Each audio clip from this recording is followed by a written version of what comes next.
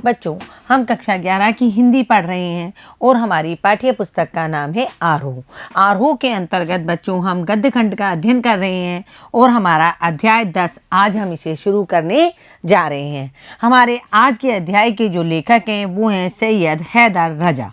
बच्चों, ये एक बहुत बड़े चित्रकार थे। इनके बारे में हम पढ़ेंगे।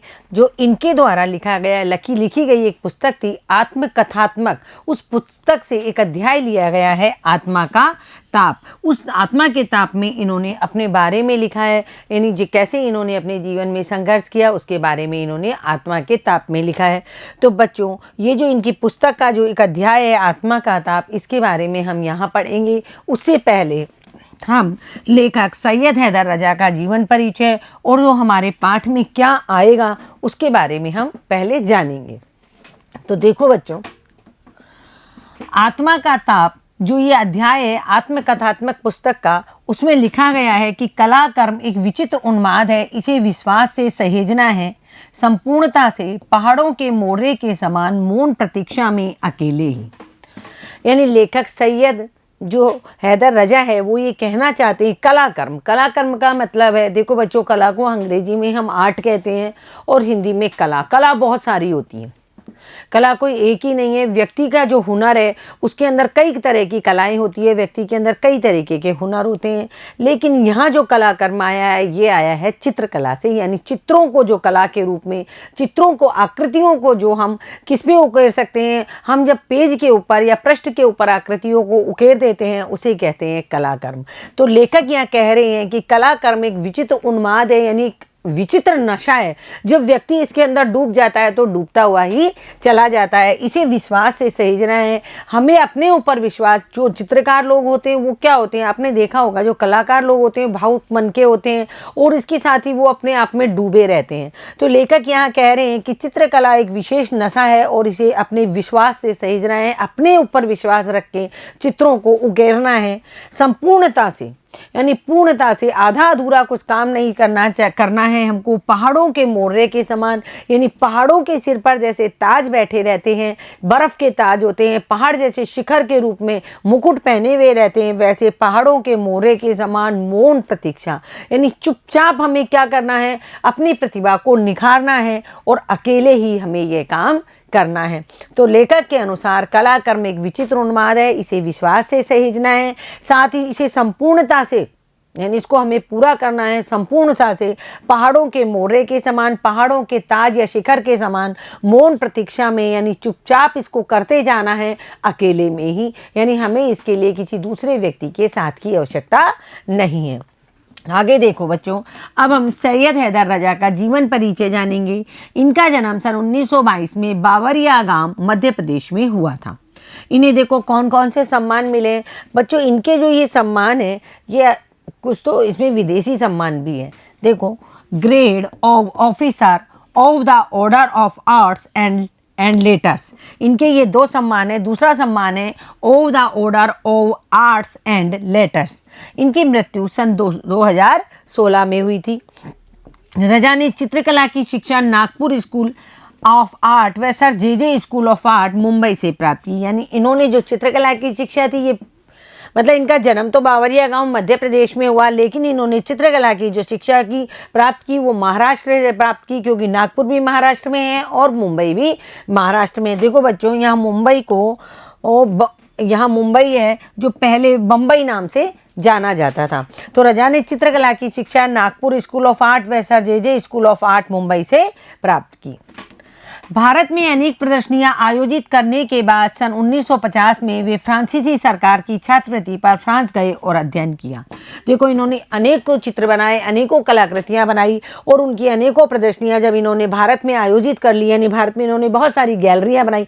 बच्चों, जहाँ चित्रों की प्रदर्शनी लगती है उसे गैलरी कहते हैं। तो चित्रों की जब बहुत सारी प्रदर्शनियां इन्होंने आयोजित कर ली तो 1950 में फ्रांस की सरकार ने इनको छात्रवृत्ति दी और उस छात्रवृत्ति पर ये फ्रांस चले गए और इन्होंने वहाँ आगे जाकर चित्रकला का और भी अधिक अध्ययन किया। आधुनिक भारतीय चित्रकला को जिन कलाकारों ने नया और आधुनिक मुहावरा दिया उनमें सैयद हैदर रजा का नाम महत्वपूर्ण है। देखो बच्चों, आधुनिक भारतीय चित्रकला है उसको कई कलाकारों ने नए और आधुनिक नाम दिए, नए नए मुहावरे दिए, नए नए तरीके से चित्रकला को बनाया। उनमें से सैयद हैदर रजा भी एक महत्वपूर्ण नाम है। आगे देखो, रजा सिर्फ इसी वजह से कला की दुनिया में सम्माननीय नहीं है, बल्कि जिन कलाकारों ने आधुनिक भारतीय कला को अंतर्राष्ट्रीय स्तर पर प्रतिष्ठित किया, उनमें हुसैन और सूजा के साथ रजा का नाम भी अगली पंक्ति में आता है। देखो, सैयद हुसैन जो रजा है वो केवल इसीलिए प्रसिद्ध नहीं है कला की दुनिया में, इसीलिए सम्माननीय नहीं है कि मतलब उन्होंने बहुत सारे चित्र बनाए और बहुत सारे चित्रों की प्रदर्शनी उन्होंने की और विदेशी सरकार ने भी उनको बुलाया, बल्कि उन्होंने आधुनिक भारतीय कला को, जो हमारी आधुनिक भारतीय कला थी, उसको अंतर्राष्ट्रीय स्तर तक ले गए। वो कहाँ तक ले गए? अंतर्राष्ट्रीय स्तर तक ले गए। उनमें हुसैन, एमएफ हुसैन का नाम आप सभी ने सुना है, और सूजा के साथ रजा का नाम भी अगली पंक्ति में आता है। जो आधुनिक भारतीय चित्रकला को अंतर्राष्ट्रीय स्तर तक ले जाने वाले कलाकार हैं, उनमें हुसैन और सूजा के साथ साथ रजा का नाम भी आता है। देखो बच्चों, इनमें से जो एमएफ हुसैन थे वो बहुत ज़्यादा घुमक्कर रहे, यानी वो देश विदेश में घूम घूम के उन्होंने कलाकृतियाँ बनाई, लेकिन उनका केंद्र भारत ही रहा। लेकिन उनका जो केंद्र था एमएफ हुसैन का, वो भारत ही रहा। वो घूमते फिरते तो सारी जगह थे, लेकिन उन्होंने अपना निवास स्थान भी भारत ही बना रखा था, और जो चित्र जो शुरू करते थे वो भारतीय कला से ही शुरू करते थे। और सूजा क्या है? न्यूयॉर्क चले गए। सूजा क्या हुए? न्यूयॉर्क चले गए। और रजा पेरिस में जाकर बस गए। यानी कि तीन बड़े कलाकार थे। एमएफ हुसैन वो सारी जगह घूमते रहे, लेकिन रहे कहाँ? वो रहे भारत में। और सूजा कहाँ चले गए? सूजा न्यूयॉर्क में चले गए, और रजा पेरिस में, यानी फ्रांस की राजधानी पेरिस में जाकर के बस गए। इस तरह रजा की कला में भारतीय और पश्चिमी कला दृष्टियों का मेल हुआ है। यानी पहले तो रजा कहाँ रहते थे? भारत में रहते थे। भारत से ही उन्होंने नागपुर और मुंबई के जे आर्ट कॉलेज थे, उन्होंने पढ़ाई की, और वहां भारत में काम करते हुए भारतीय कलाकृतियों को बनाते हुए वो कहां चले गए थे? फ्रांस चले गए थे। इसलिए उनकी जो रजा की जो कलाकृतियां हैं, उनमें भारतीय और पश्चिमी कला दृष्टियों का मेल दिखाई पड़ता है। आगे देखो, लंबे समय तक पश्चिम में रहने और वहाँ की कला की बारीकियों से प्रभावित होने के बावजूद रजा ठेठ रूप से भारतीय कलाकार है। यानी वो लंबे समय से, बहुत जल्दी ही वो वहाँ चले गए थे, फ्रांस में यानी पेरिस में बस गए थे, लेकिन मतलब वहाँ की पश्चिमी कलाकारी है जो, उसकी बारीकियों से भी वो बहुत प्रभावित थे, लेकिन उसके बावजूद रजा ठेठ रूप से, ठेठ मतलब बिल्कुल निश्चित रूप से भारतीय कलाकार हैं। यानी कि उनकी जो कला शुरू होती है वो भारतीय कला से ही शुरू होती है। बिंदु उनकी कला रचना के केंद्र में है। बिंदु मतलब देखो बच्चों, कई लोग मतलब जैसे पंक्ति से कोई चित्रकला शुरू करते हैं। कई लोग क्या होते हैं, एक बिंदु से चित्रकला को स्टार्ट करते हैं। जैसे एक बिंदु बना दिया, अब इस बिंदु से अपनी कला को शुरू करेंगे, और जो ये बिंदु है, जो ये बिंदी है, ये हमारा एक भारतीय मानक है, और हम इसे बहुत ही किससे देखते हैं? हम इसे बहुत ही सम्मान से देखते हैं। बिंदु को सम्मान से क्यों देखते हैं? बिंदु को हम तिलक के रूप में जानते हैं, इसलिए हम बिंदु को बहुत सम्मान से देखते हैं। उनकी कई कलाकृतियां बिंदु का रूपाकार है। यह बिंदु केवल रूपाकार नहीं, बल्कि प्रारंभिक भारतीय चिंतन का केंद्र बिंदु है। ये जो बिंदु है, ये बिंदु है जो क्या है? ये केवल रूपाकार नहीं है, एक इसका आकार ही नहीं है। ये केवल आकार की वजह से ही प्रसिद्ध या प्रचलित नहीं है भारत में, बल्कि ये पारंपरिक भारतीय चिंतन का केंद्र बिंदु भी है। यानी जो भारतीय चिंतन का केंद्र बिंदु है, अपनी तीसरे नंबर की जो अपनी उंगली होती है अनामिका, इससे हम अपने सिर पर बिंदु लगाते हैं, और ये जो बिंदु है ये भारतीय चिंतन का बहुत बड़ा केंद्र बिंदु है। और रजा की जितनी भी कलाकृतियां शुरू होती थी वो बिंदु से ही शुरू होती थी। आगे देखो बच्चों, यहाँ यह भी गौरतलब है कि बिंदु की तरफ उनका झुकाव उनके स्कूली शिक्षक नंदलाल झरिया ने कराया था। रजा की कला और व्यक्तित्व में उदात्तता है। उदात्तता मतलब उदारता दिखाई देती है। उनकी जो कला है उसमें क्या है, और उनका व्यक्तित्व है उसमें क्या है? उदारता है, विनम्रता है। तो ये जो बिंदु की तरफ उनका जो झुकाव, बच्चों हम चित्रकला को कैसे भी शुरू कर सकते हैं। लाइन से शुरू कर सकते हैं, टेढ़ी मेढ़ी लाइनों से शुरू कर सकते हैं, सीधी लाइन से शुरू कर सकते हैं, लेकिन रजा की चित्रकला सदैव एक बिंदु से शुरू होती थी। और ये बिंदु का झुकाव उनके एक स्कूली शिक्षक थे नंदलाल झरिया, उन्होंने कराया था। रजा की जो कला है और उनका जो व्यक्तित्व है उसमें दोनों में उदात्तता यानी उदारता बसी हुई है। उनकी कला में रंगों की व्यापकता और आध्यात्मिक की गहराई है। उनकी कला में यानी उनकी जो चित्रकला है उसमें रंगों की क्या है? व्यापकता, बहुत अधिक मात्रा में रंगों को काम में लिया गया है, व्यापकता। लेकिन रंग क्या है? देखो बच्चों, रंग है जो हमारे मन मस्तिष्क पर बहुत अधिक प्रभाव डालते हैं। आप देखते हो यदि गहरा काला रंग होगा, गहरा नीला रंग होगा, तो एक अजीब सी हमको मतलब जो महसूस होती है हमारे अंदर, एक जो फीलिंग आती है वो अलग तरीके की आती है। हल्के कलर अलग तरीके का वातावरण देते हैं। तो कलरों की जो व्यापकता है, रंगों की जो व्यापकता है, वो रजा की जो चित्रकला थी उसमें दिखाई देती है। साथ ही अध्यात्म की उसमें गहराई है। बच्चों, चित्रों को जब हम ध्यान से देखते हैं, जब गौर करके देखते हैं, तो चित्रों में हमको सब कुछ दिखाई देता है। उनकी कला को भारत और दूसरे देशों में काफ़ी सराहा गया। यानी रजा की जो कला थी, उनकी जो चित्रकला थी, उनके द्वारा जो जल रंग भरे गए थे, उनको भारत और दूसरे देशों यानी विदेशों में भी सराहा गया। Rudolf von Leyden, Pierre गोदीबेयर, Geeti Sen, जा क्लासे, मिशेल एम्बेयर आदि ने रजा पर मोनोग्राफ लिखे। देखो बच्चों, ये क्या है? ये विदेशी चित्रकला के लेखक हैं। ये हैं चित्रकला के जानकार, लेकिन ये लेखक भी हैं। इनके नाम हमको दिए गए हैं। ये नाम है जो फ्रांस के जो लेखक हैं उनके नाम है Rudolf von Leyden, Pierre गोदीबेयर, Geeti Sen हमारे भारत की हैं, जाओ क्लासे, मिशेल एम्बेयर। इन्होंने रजा के ऊपर मोनोग्राफ लिखे, यानी रजा की जो कलाकृतियाँ थी उनके ऊपर छोटे छोटे मोनोग्राफ इन्होंने लिखे कि रजा किस तरीके के चित्र बनाते हैं। अब देखो बच्चों, ये हमने रजा का जीवन परिचय पढ़ा। सैयद हैदर रजा का जीवन परिचय था। अब बच्चों, हम इस पाठ का सार पढ़ेंगे जो हमारी पाठ्य पुस्तक आरोह में आया है। यहाँ जो दिया गया पाठ है वो सैयद हैदर रजा की आत्मकथात्मक पुस्तक आत्मा का ताप का एक अध्याय है। मैंने आपको शुरुआत में ही बताया था, आत्मा का ताप जो पाठ हम पढ़ रहे हैं आरोह में, ये सैयद हैदर रजा की आत्मकथात्मक एक पुस्तक थी। उसमें से आत्मा का ताप का एक अध्याय है ये। इसका अंग्रेजी से हिंदी में अनुवाद मधुबी जोशी ने किया, यानी अंग्रेजी में लिखी हुई पुस्तक है और इसका हिंदी में अनुवाद मधुबी जोशी ने किया है। यहाँ रजा ने चित्रकला के क्षेत्र में अपने आरंभिक संघर्षों और सफलताओं के बारे में बताया है। मतलब रजा ने जो आत्मा का ताप अध्याय है उसके बाद उसमें क्या लिखा है कि चित्रकला के क्षेत्र में जब उन्होंने अपनी चित्रकला शुरू की, पढ़ते पढ़ते छोटे थे, 8वीं 9वीं में आए और अपनी चित्रकला शुरू की, उसका आरंभिक जो संघर्ष उनको रहा आगे पढ़ने के लिए, कॉलेज में एडमिशन लेने के लिए, और जो सफलताएं उनको मिलती चली गई उसके बारे में बताया गया है। एक कलाकार का जीवन संघर्ष और कला संघर्ष, उसकी सृजनात्मकता, बेचैनी, अपनी रचना में सर्वस्व झोंक देने का उसका जुनून, ये सारी चीज़ें इसमें बहुत रोचक व सहज शैली से उभर कर आई है। यानी जो हमारा पाठ है, इस पाठ में क्या आया है कि जो एक कलाकार होता है उस कलाकार का कैसा तो जीवन संघर्ष है, कैसा उसका कला संघर्ष है। बच्चों, हर क्षेत्र में हम बिना संघर्ष किए आगे नहीं बढ़ सकते हैं, चाहे वो कलाकार हो, चाहे वो किसी भी क्षेत्र में व्यक्ति हो। जब तक हम अपने जीवन में कुछ संघर्ष नहीं करेंगे आगे नहीं बढ़ पाएंगे। उसी प्रकार जो रजा थे उनका जीवन संघर्ष, उनका कला संघर्ष और उनकी सृजनात्मकता, जो सृजन उन्होंने नई नई चीज़ों का किया चित्र के क्षेत्र में, यानी कला के क्षेत्र में जो सृजन उन्होंने किया, उनकी बेचैनी और अपनी ही रचना में सर्वस्व झोंक देने का उनका जुनून, यानी कि मैं ऐसी रचना बना दूं जिसको किसी ने आज से आज तक नहीं बनाई दे। जुनून मतलब जो एक लगन जो होती है, जुनून का मतलब एक लगन जो उन पे चढ़ गई थी। ये सारी चीज़ें इस पाठ में बहुत ही रोचक व सहज शैली में उभर करके सामने आई है। देखो बच्चों, अब हम पढ़ेंगे आत्मा का ताप, जो पाठ हमारे आरोह पाठ्य पुस्तक में आया है और जो रजा की पुस्तक आत्मकथात्मक से लिया गया है उसका ये एक अध्याय है। तो देखो बच्चों, नागपुर स्कूल की परीक्षा में मैं कक्षा 9 में प्रथम आया। मतलब नागपुर स्कूल की परीक्षा में मैं कक्षा में प्रथम आया और 10 में से 9 विषयों में मुझे विशेष योग्यता प्राप्त हुई। ये कौन लिख रहे हैं? ये सैयद हैदर रजा कह रहे हैं कि नागपुर स्कूल की परीक्षा में मैं कक्षा में प्रथम आया और 10 में से 9 विषयों में मुझे विशेष योग्यता प्राप्त हुई। इससे मुझे बड़ी मदद मिली।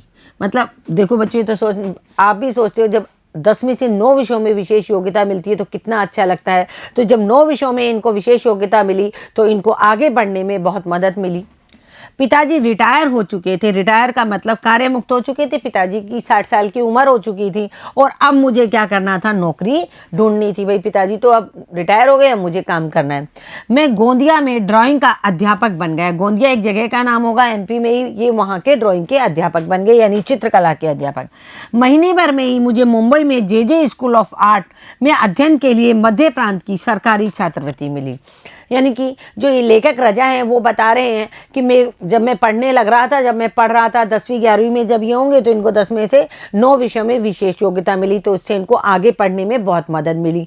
तो इन्होंने क्या किया, उस वक्त इनके पिताजी भी रिटायर हो चुके थे, तो इनको नौकरी ढूंढनी थी। तो इन्होंने क्या किया, गोंदिया में एक ड्राइंग के यानी चित्रकला के अध्यापक की नौकरी ले ली इन्होंने, और ये वहाँ अध्यापक बन गए। और लेकिन जब ये अध्यापक बने उसके महीने भर बाद ही मुंबई का जो बहुत फेमस आर्ट कॉलेज था, जे स्कूल ऑफ आर्ट, उसमें इनको अध्ययन के लिए बुलाया गया और वहाँ की इनको सरकारी छात्रवृत्ति भी मिली। यानी सरकार की तरफ से इनको बुलाया गया और सरकार की तरफ से इनको पैसा दिया गया। ये सितंबर सन 1943 की बात है। मैंने अमरावती के गवर्नमेंट नॉर्मल स्कूल से त्यागपत्र दे दिया। अमरावती भी बच्चों महाराष्ट्र में है। ये उस वक्त अमरावती के गवर्नमेंट नॉर्मल स्कूल में होंगे, वहाँ पे पढ़ा रहे होंगे। वहाँ से इन्होंने अपना त्यागपत्र दे दिया। कहाँ जाने के लिए? मुंबई के जे आर्ट ऑफ स्कूल में जाने के लिए। लेकिन जब तक मैं मुंबई पहुँचा तब तक जे स्कूल में दाखिला बंद हो चुका था। लेकिन जब मतलब वो स्कूल में पहुँचे, वहाँ जे स्कूल ऑफ आर्ट में मुंबई में, तब तक वहाँ दाखिला बंद हो चुका था। और यदि दाखिला हो भी जाता तो उपस्थिति का प्रतिशत पूरा नहीं हो पाता। ये इन्होंने पहुंचने में वहाँ देरी कर दी।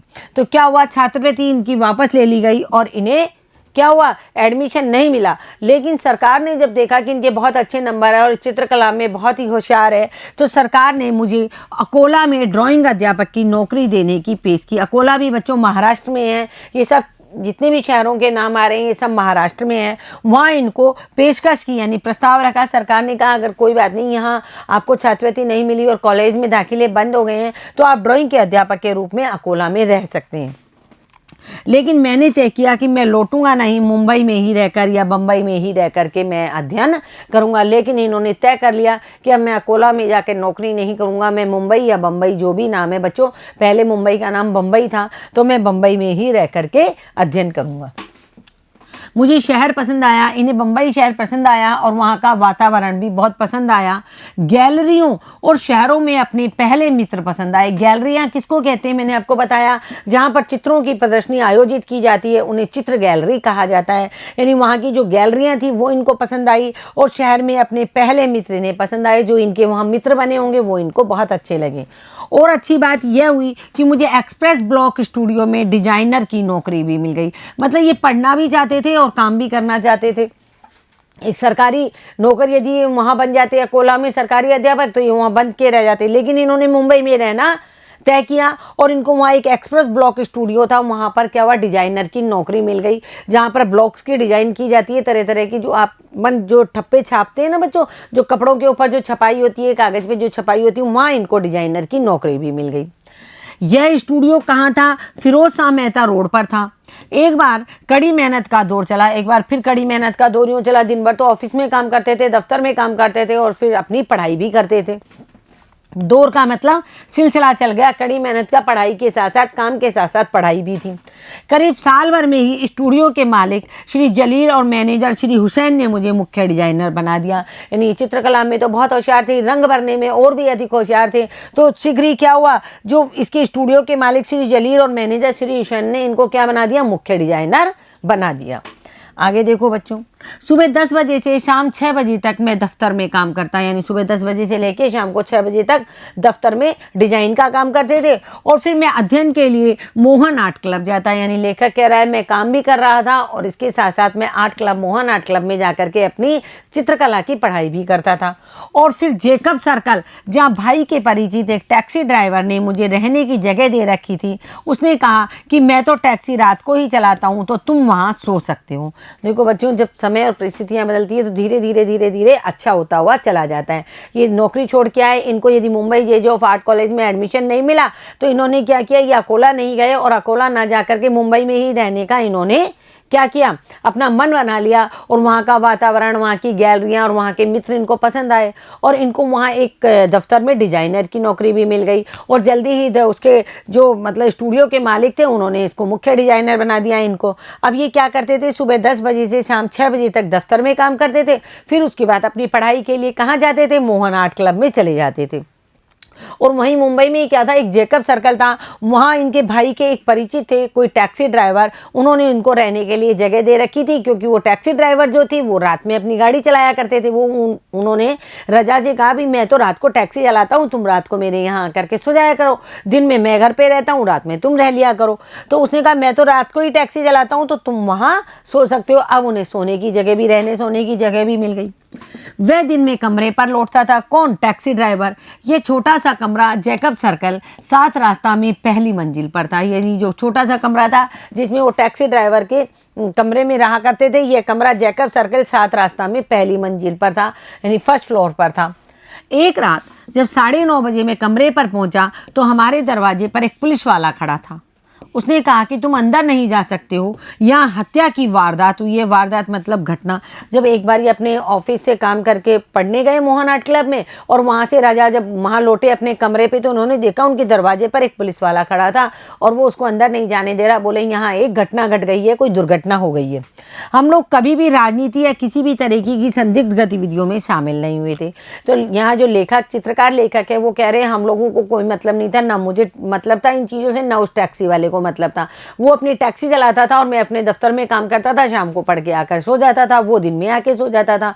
तो मतलब हम इस तरीके की किसी भी संदिग्ध गतिविधियों में हम शामिल नहीं थे। तो आज ये पुलिस वाला हमारे यहाँ क्यों आया है? मेरी तो अकल ही गुम हो गई बच्चों। पुलिस वालों को देखते ही थोड़ी सी चिट्टी पिट्टी भी गुम हो जाती है। डर सा भी लग गया उसको कि मैं हमने क्या कर दिया, बिना ही मतलब कहाँ फंसेंगे अब हम। मैं तुरंत पुलिस स्टेशन जाकर के कमिश्नर से मिला। कमिश्नर मतलब पुलिस आयुक्त, जो पुलिस का बड़ा अफसर होता है। और उन्हें बताया कि मैं एक विद्यार्थी हूँ, जैकब सर्कल में रहता हूँ, मेरे कमरे के बाहर पुलिस वाला खड़ा है और मुझे अंदर नहीं जाने दे रहा है। उन्होंने बताया कि मेरे टैक्सी ड्राइवर मित्र राल्फ पर या मुझ पर शक नहीं है। राल्फ की टैक्सी में किसी ने एक सवारी की छुरा मारकर हत्या कर दी। अब देखो बच्चों, ये लेखक रजा थे, ये डर गए और डर करके ये वापस से पुलिस स्टेशन गए और पुलिस स्टेशन जाकर के ये कमिश्नर यानी पुलिस आयुक्त से मिले, जो पुलिस का बड़ा अफसर होता है, और बताया कि मैं एक विद्यार्थी हूँ और जैकब सर्कल में रहता हूँ। मेरे कमरे के बाहर में क्या है, एक पुलिस वाला खड़ा है और वो कह रहा है कि मुझे अंदर नहीं जाने दे रहा और मुझे कह रहा है कि यहाँ एक वारदात हो गई। तो जो पुलिस आयुक्त थे उन्होंने उसको बताया, लेखक रजा को बताया कि इसमें तुम्हारा और तुम्हारे टैक्सी ड्राइवर मित्र राल्फ का कोई दोष नहीं है। असल में हुआ क्या है, राल्फ की टैक्सी में एक सवारी बैठी थी, उसको किसी ने छुरा मार दिया, इसलिए पुलिस वाला वहां खड़ा है। अगले दिन मैंने जलील साहब को राम कहानी सुनाई तो उन्होंने मुझे आर्ट डिपार्टमेंट में कमरा दे दिया। अगले दिन जब वो ऑफिस पहुंचा तो जो स्टूडियो के मालिक थे जलील साहब, उनको बताया कि रात को मेरे साथ इस तरीके की घटना हो गई। तो उन्होंने उसको क्या किया, आर्ट डिपार्टमेंट जो था स्टूडियो का, उसी में ही एक कमरा दे दिया। मैं फर्श पर सोता, वे मुझे रात 11-12 बजे तक गलियों के चित्र या तरह तरह के स्केच बनाते देखते। स्केच बच्चों होते हैं रेखा से बने हुए चित्र, यानी लाइनों से जो चित्र बनाए जाते हैं वो रेखा चित्र जो होते हैं वो स्केच कहलाते हैं। तो ये अब क्या करने लगे, लेखक आर्ट डिपार्टमेंट में रहने लगे। आर्ट डिपार्टमेंट में उनको स्टूडियो के मालिक ने एक कमरा दे दिया और वे मुझे रात 11-12 बजे तक, यानी वो लेखक जो थे, जो अपने चित्रकार लेखक थे, रात को 11-12 बजे तक गलियों के चित्र, यानी जो रेखा चित्र गलियों के खींचते थे, ऐसे स्केच बनाते हुए देखते। और कभी कभी भी कहते कि तुम बहुत देर तक काम करते रह गए, अब सो जाओ। यानी कि तुम बहुत देर से काम कर रहे हो, सारे दिन ऑफिस में काम करते हो, फिर पढ़ के आते हो, उसके बाद फिर चित्र बनाने लग जाते हो, अब तुम सो जाओ। कुछ महीने बाद उन्होंने मुझे एक बहुत शानदार ठिकाना देने की पेशकश की। ठिकाना मतलब रहने का स्थान, ठिकाने का मतलब है रहने का स्थान, और पेशकश का मतलब प्रस्ताव रखा कि मुझे बहुत अच्छी जगह एक रहने का प्रस्ताव रखा।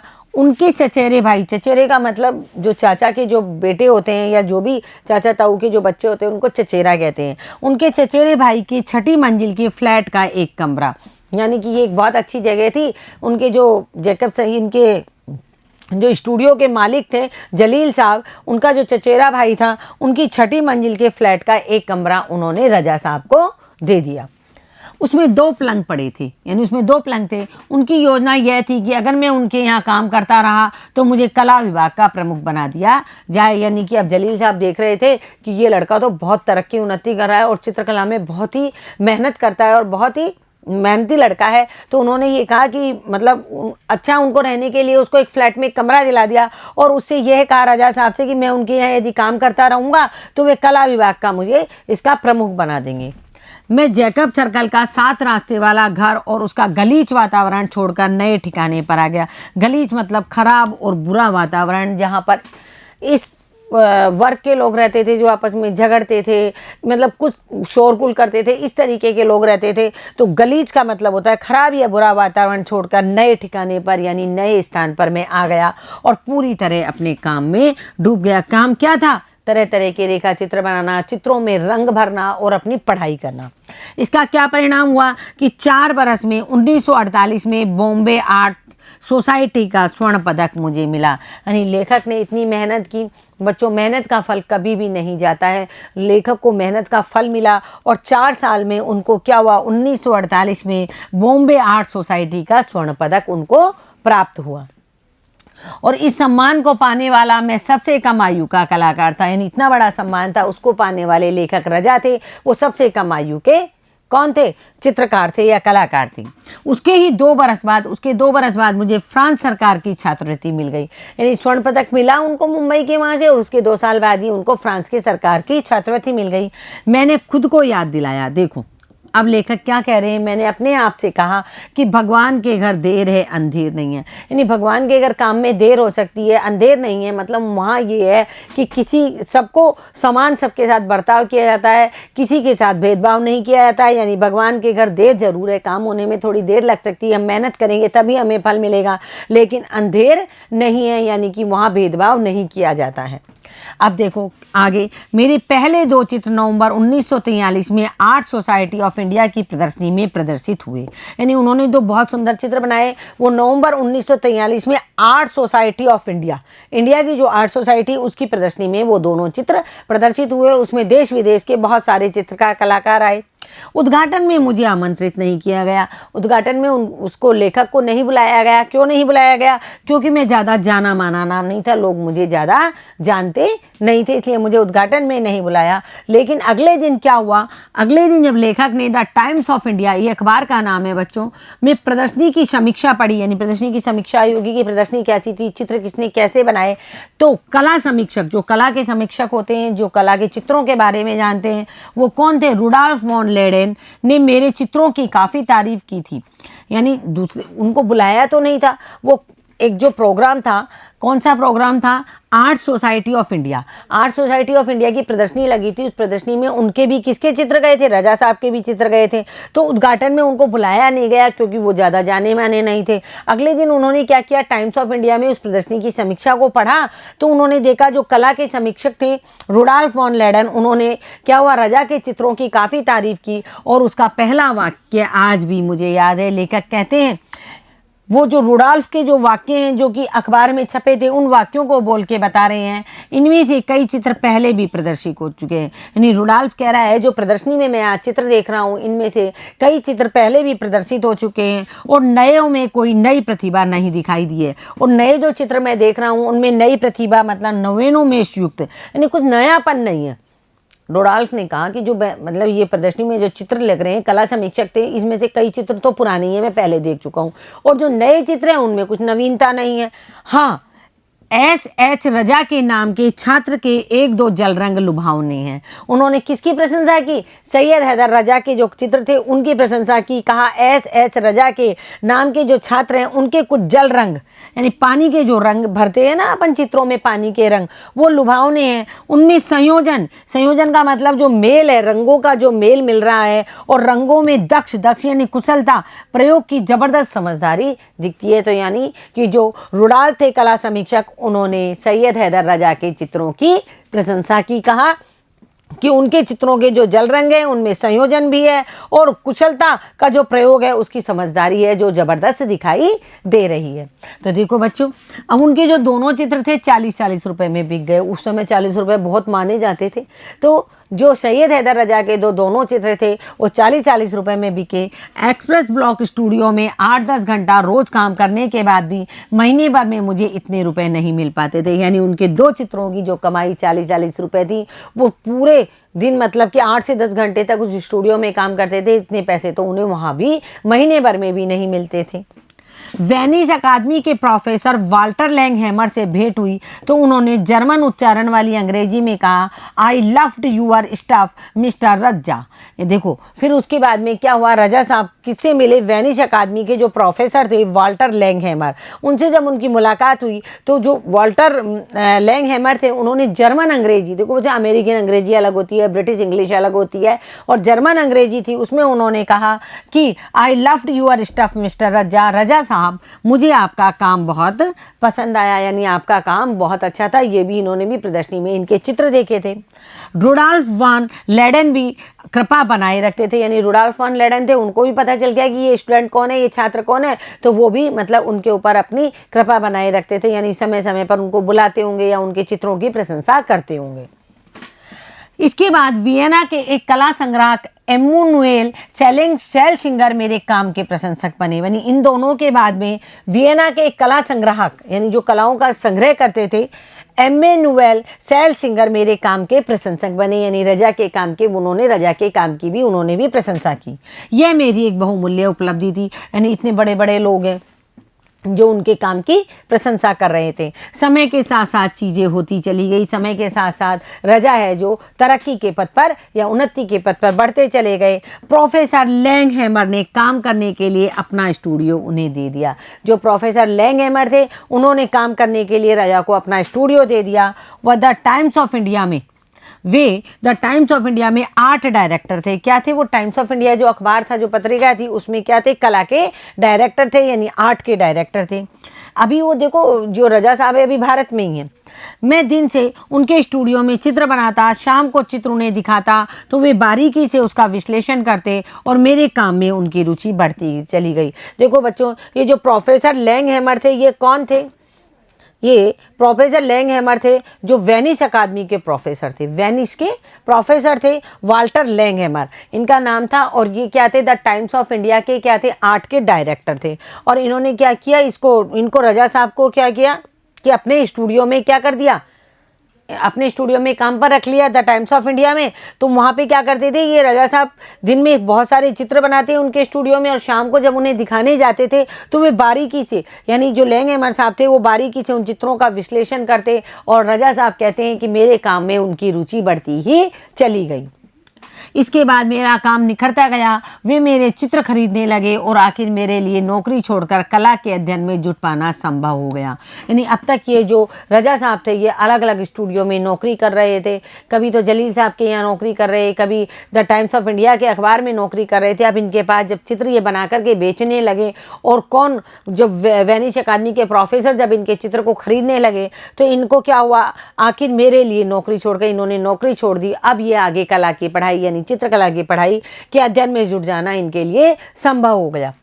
1947 में जे स्कूल ऑफ आर्ट का नियमित छात्र बन गया। यानी 1947 में ये जब कहाँ इनको 1940 में 1943 में इनको जे स्कूल ऑफ आर्ट वालों ने बुलाया था छात्रवृत्ति पर, लेकिन तब ये संभव नहीं हो सकता, समय के साथ सब काम होते हैं। तो 1947 में जे स्कूल ऑफ आर्ट के नियमित छात्र बन गए, क्योंकि अब मैं नौकरी किए बिना भी अपनी फीस और रहने का खर्चा उठा सकता था। क्यों? क्योंकि ये चित्र बना करके अब बेचने लगे थे। तो ये अपनी पढ़ाई के लिए क्या है, बिना नौकरी किए अब अपनी पढ़ाई भी कर सकते थे, अपनी फीस भी दे सकते थे और अपने रहने का खर्चा भी उठा सकते थे। क्यों? क्योंकि वेनिस अकादमी के प्रोफेसर थे जो टाइम्स ऑफ इंडिया के आर्ट डायरेक्टर थे, वो इनके चित्रों को अब खरीदने लगे थे। भले ही 1947 और 1948 में महत्वपूर्ण घटनाएं घटी थी। 1947-1948 में भारत आज़ाद भी हुआ था, भारत पाकिस्तान अलग भी हो गए थे, बहुत दंगे भी हुए थे, लड़ाई झगड़े भी फैले थे। तो लेखक कह रहे हैं कि 1947 और 1948 में बहुत महत्वपूर्ण घटनाएं घटी, मेरे लिए वो बहुत कठिन बरस थे। यानी सबके लिए ही वो कठिन समय था, लेकिन लेखक कहते हैं मेरे लिए बहुत कठिन बरस थे। पहले तो कल्याण वाले घर में मेरे पास रहते ही मेरी माँ का देहांत हो गया था। यानी लेखक बता रहे हैं कि मैं कल्याण वाले घर में रहता था, और 1947 और 1900 मतलब इन्होंने 1947 में ही जे स्कूल ऑफ आर्ट में इन्होंने एडमिशन भी लिया, अपने चित्र बना करके भी बेचते थे। लेकिन इनके वो 1947 से 1948 का समय कुछ खराब भी था। तो जब ये कल्याण वाले घर में रहते थे, उनके पास रहते हुए इनकी माताजी का भी इनके पास ही देहांत हो गया। तो बच्चों, हम यहाँ जो लेखक सैयद हैदर रजा का आत्मा का ताप जो हम पढ़ रहे हैं, उसको हम आज यहीं तक पढ़ेंगे। अगला जो हमारा आगे का जो पाठ हम पढ़ेंगे उसको हम अगली कक्षा में पूरा करेंगे। तब तक के लिए बच्चों आप इसको पढ़िए, इसके शब्दार्थ को जानिए और इन लेखक का जीवन परिचय भी पढ़ने का प्रयास कीजिए। धन्यवाद बच्चों।